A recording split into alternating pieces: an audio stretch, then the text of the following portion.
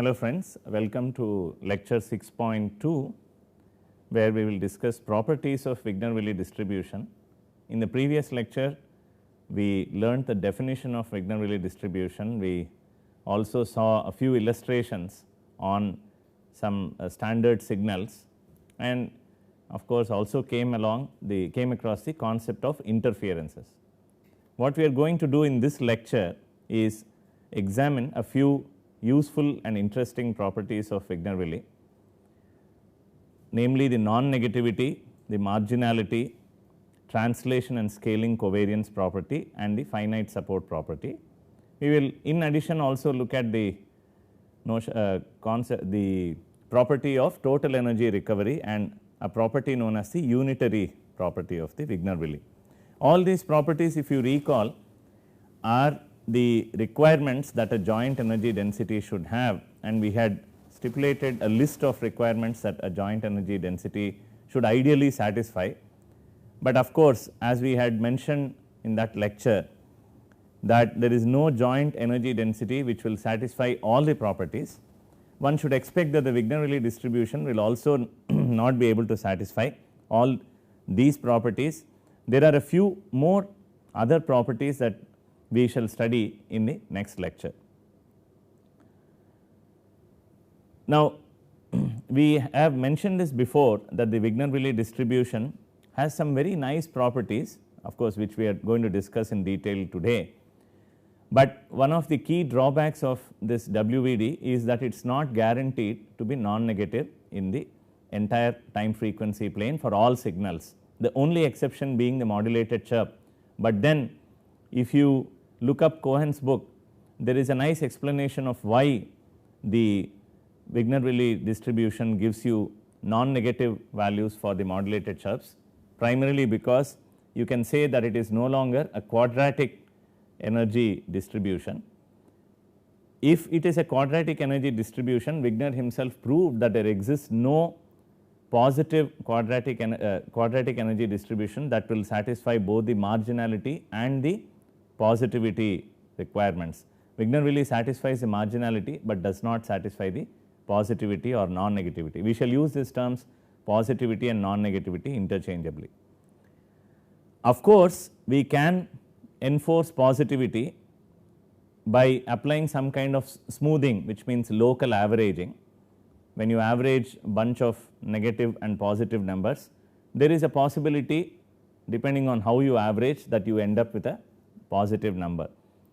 We shall visit this idea and we shall study this idea more in detail in lecture 6.4, but as of now we will look at the properties of the Wigner-Willi. In passing, I should also mention that such a smoothing will help us remove the interferences. Again, we will study that in lecture 6.4. Okay, so let us study the most elementary property of the Wigner-Willi, which is that it is real valued regardless of whether the underlying signal is real valued or complex.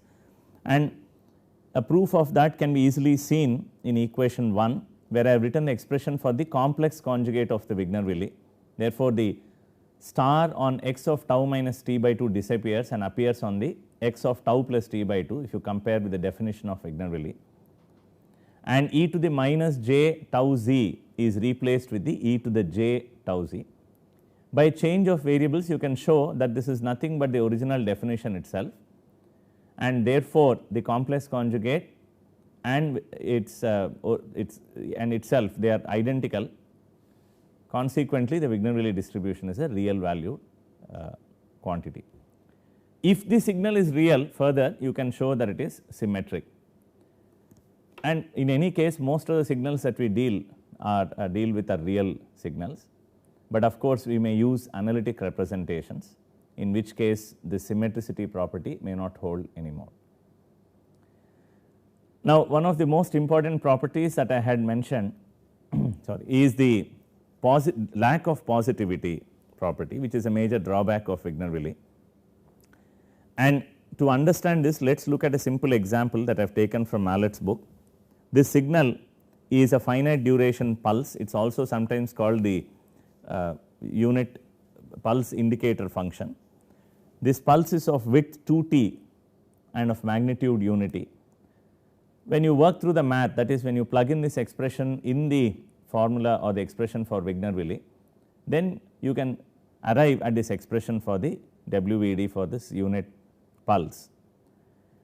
Now, rather than really worrying about the exact nature, exact expression itself, let us look at the nature of the expression. It tells me two things. One, which is quite relevant to what we are discussing, that the Wigner-Willi can take on negative values. In fact, we will see that in the next lecture as well, that the Wigner-Willi can take on negative values. We will have an illustration.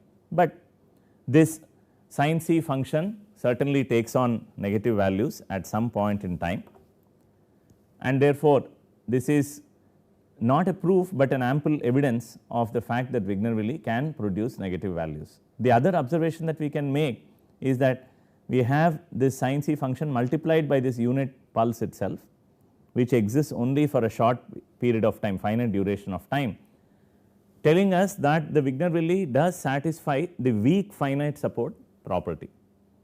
What is a weak finite support property? If the signal is non-zero for a finite interval and 0 outside this interval, then the Wigner-Willi also, that is the joint energy density, should also have the same feature, and Wigner-Willi does have this property. We will talk about this finite support property towards the end of this lecture. Okay. So, the key point is the WVD does not necessarily produce positive values in the entire time frequency plane. However, the WVD satisfies marginals, which is a very useful and interesting property in many respects. One, of course, is a practicality that I can just walk along the time or the frequency axis and recover the energy densities, and the other consequence is on the calculation of instantaneous frequency and so on, which we will study in the next lecture. So, let us look at a quick proof of this marginality property. I am only proving for one dimension, that is the time. You can prove similarly for the other dimension as well, or that is the frequency dimension. So, we start with the Wigner-Willi and integrate it along the frequency axis. This 1 over 2 pi is once again because we are working with angular frequency, and let us call this as S hat of tau. So, I am standing at tau and I am walking across all the frequencies. Summing up, I substitute for the definition of W here and then use the property that integral of minus j tau z dz is delta of t. Therefore, one integral vanishes, and again using the sampling property of the Dirac delta function, we can simplify this integral to modulus x of tau square, which is nothing but the energy density at that point in time, tau.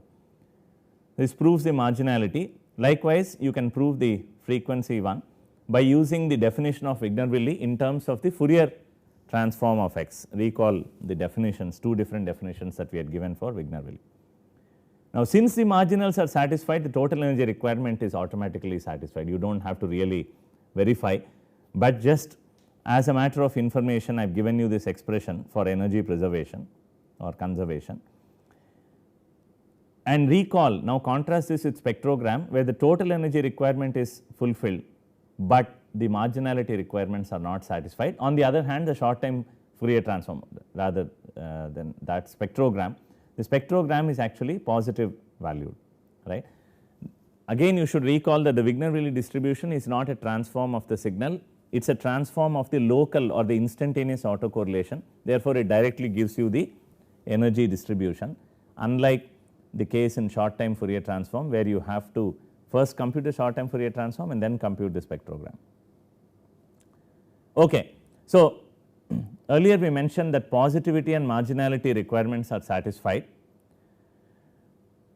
are actually related, sorry, and this is by virtue of Wigner's own result or theorem that he proved in 1930s, where he said that there exists no positive quadratic energy distribution. What we mean by quadratic or bilinear is that you have product of signal terms, you do not have any cubic terms and so on.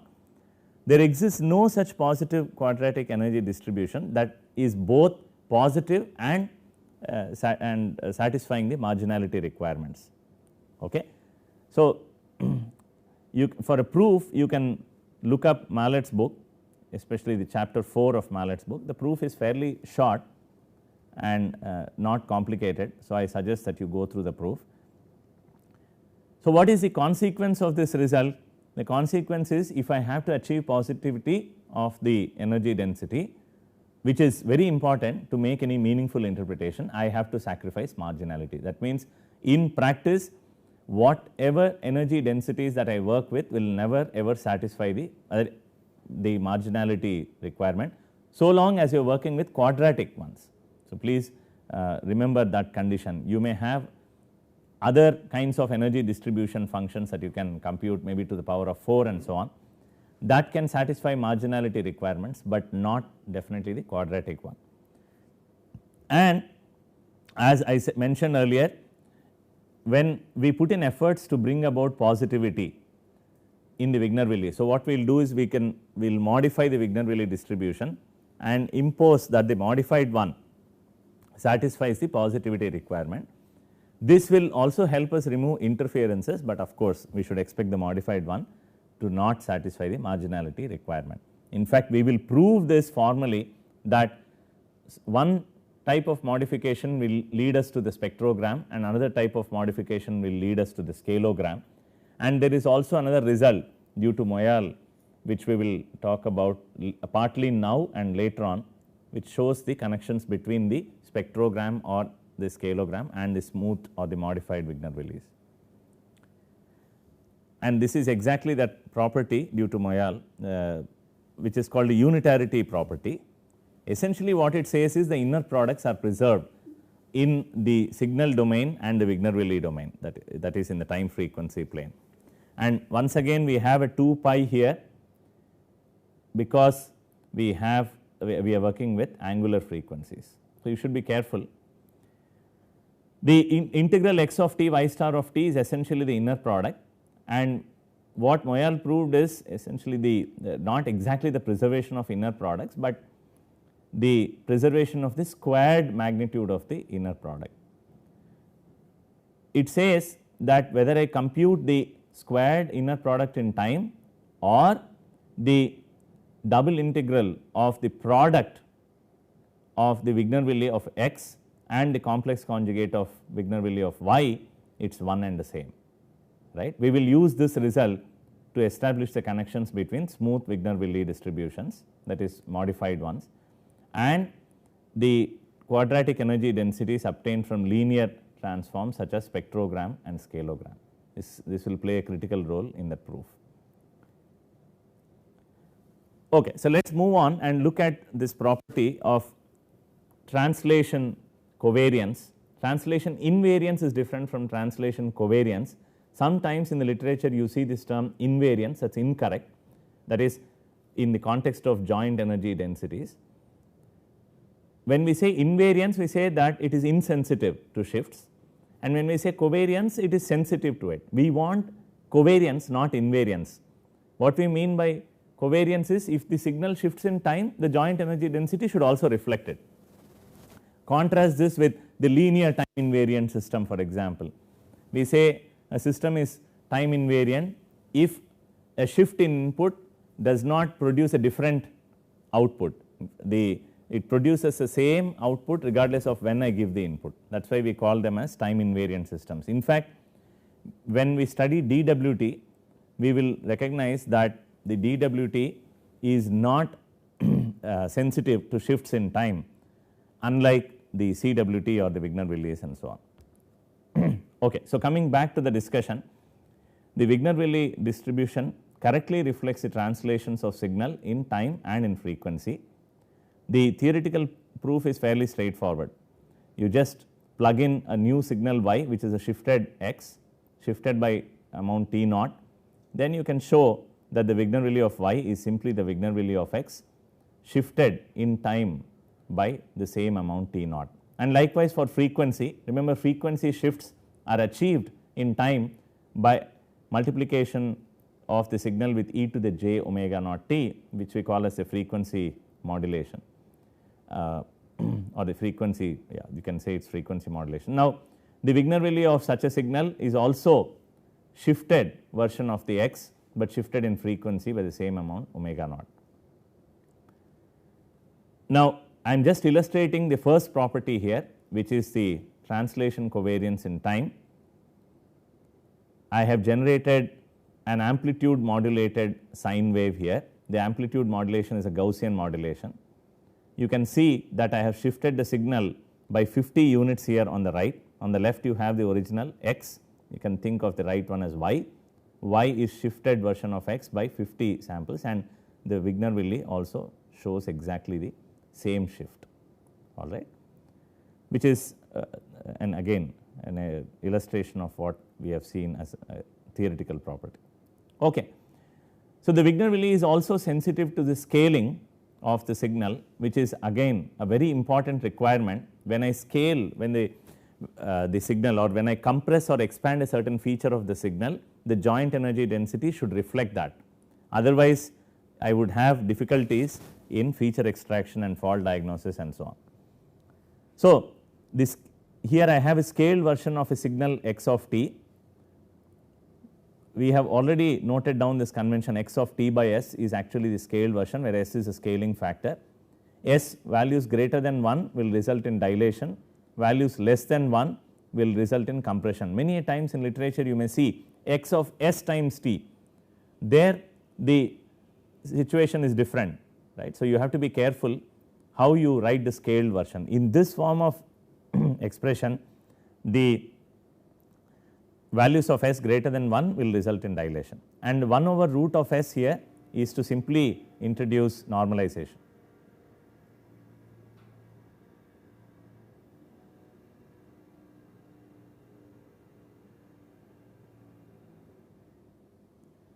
So, that y has the same unit energy as x.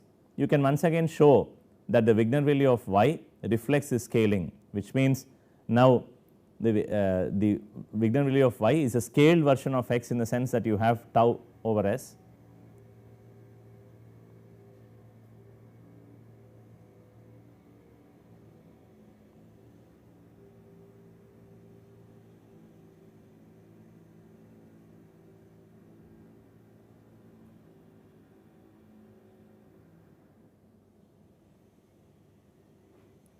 And S z, what this means is here, if, look at this example, if I have a signal x of t here, a Gaussian wave and its compressed version, then the Wigner-Willi also is compressed and stretched in frequency. So, this z becoming the z in y for y being the sz for x, is what this means is that the frequency spread of the Wigner-Willi of y is going to be a spread version of, or a stretched version of, the frequency spread of x. What this also means is that the center frequency is going to be shifted to omega c by s. If omega c is the center frequency of x, then the center frequency of y is going to be omega c by s. We have discussed this earlier when we talked about the scaling covariance requirement of a joint energy density. I suggest that you work out each of these examples by yourself by typing these commands that I have given in MATLAB. Again, we are using the time frequency toolbox for this. So, the last property that we would like to study in this lecture is the finite support property. Theoretically, the Wigner-Willi distribution satisfies the weak support property, or the so called wide sense support, which essentially requires the joint energy density to be non-zero when I have a signal which is non-zero over a finite interval and 0 outside an interval. So, you can prove that fairly easily starting from the definition of Wigner-Willi. So, I have an example here on the left where the signal, again the same amplitude modulated sine, is non-zero only over some finite interval and 0 outside this interval. So, the Wigner-Willi is also exactly reflecting that, right. It does not really go outside the boundary of the existence of the amplitude modulated sine wave. On the other hand, if I look at the strong finite support property, what is a strong finite support property? The signal starts, it exists for a while, then stops and then starts again.